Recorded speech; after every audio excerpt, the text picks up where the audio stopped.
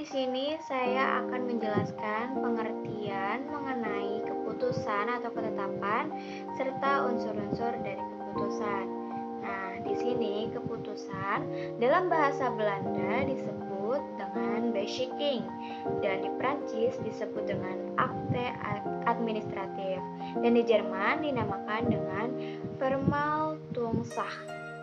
Lalu, Utrecht menerjemahkan dengan istilah ketetapan, sedangkan Kuncuk Purbo Pranoto menyebutnya dengan istilah keputusan.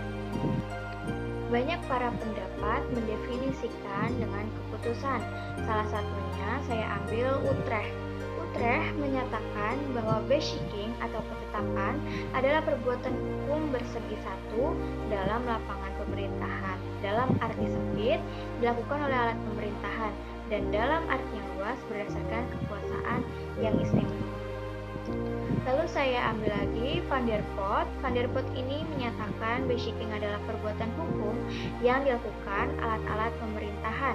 Pernyataan-pernyataan kehendak alat-alat pemerintah itu dalam menyelenggarakan hak istimewa dengan maksud mengadakan perubahan dalam lapangan perhubungan hukum.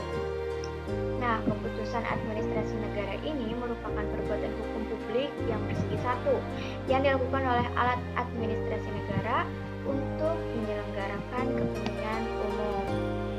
Jadi, maksud keputusan di sini adalah tindakan yang dilakukan oleh pemerintah, yaitu hukum publik bersegi satu.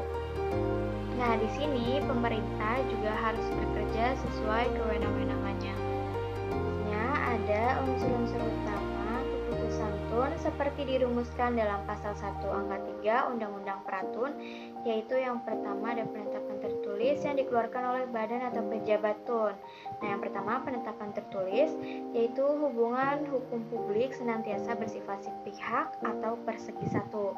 Yang sudah dijelaskan tadi bahwasanya bersifat sepihak yaitu yang dimana keputusan adalah tindakan yang dilakukan oleh pemerintah hanya satu, yaitu satu pihak. Yang kedua itu ada dikeluarkan oleh badan atau pejabat TUN. Jadi di sini keputusan di sini tuh dikeluarkan tidak sembarang oleh orang. Jadi keputusan yang dimaksud di sini hanyalah keputusan yang dikeluarkan oleh pemerintah selaku administrasi negara. Jadi nggak boleh sembarangan orang boleh mengeluarkan keputusan tersebut. Lalu yang ketiga itu ada berdasarkan peraturan perundang-undangan yang berlaku. Jadi pembuatan dan penerbitan keputusan harus didasarkan pada peraturan perundang-undangan yang berlaku atau harus didasarkan pada wewenang pemerintahan yang diberikan oleh perundang-undangan. Jadi keputusan di sini tuh harus sesuai peraturan undang-undang yang ada. Jika tidak ada, maka keputusan tersebut tidak sah. Jadi harus mengikuti peraturan undang-undang tersebut. Lalu yang keempat itu ada bersifat konkret, individual, dan juga final. Yang artinya kalau konkret itu artinya bersifat konkret itu tidak abstrak tapi berwujud atau dapat ditentukan. Nah, sedangkan individual yaitu keputusan ini tidak ditujukan untuk umum tapi harus jelas untuk siapa-siapanya. Seperti kayak surat perizinan itu yang jelas harus buat siapa-siapanya itu. Lalu kalau final ini sifatnya sudah tidak bisa berubah. Lalu yang kelima itu menimbulkan akibat hukum.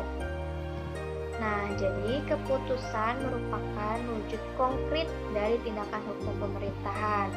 Nah, tindakan-tindakan seperti ini yang berarti sifatnya dapat menimbulkan akibat hukum tertentu. Nah, tindakan hukum yang dimaksud ini untuk menciptakan hak dan juga kewajiban. Lalu selanjutnya ada seseorang atau badan hukum perdata. Nah, jadi di sini khususnya dalam bidang keperdataan dikenal dengan istilah subjek hukum, yaitu atau pendukung hak-hak dan kewajiban kan? Subjek hukum ini terdiri dari manusia dan juga badan hukum. Nah, kualifikasi untuk menentukan subjek hukum adalah mampu atau tidak mampu untuk mendukung atau memikul hak dan kewajiban hukum. Nah, berdasarkan hukum keperdataan, seseorang yang berada dalam pengampunan atau perusahaan yang dinyatakan pailit tidak dapat dikualifikasi sebagai subjek hukum. Sekian dari saya, semoga bermanfaat. Terima kasih.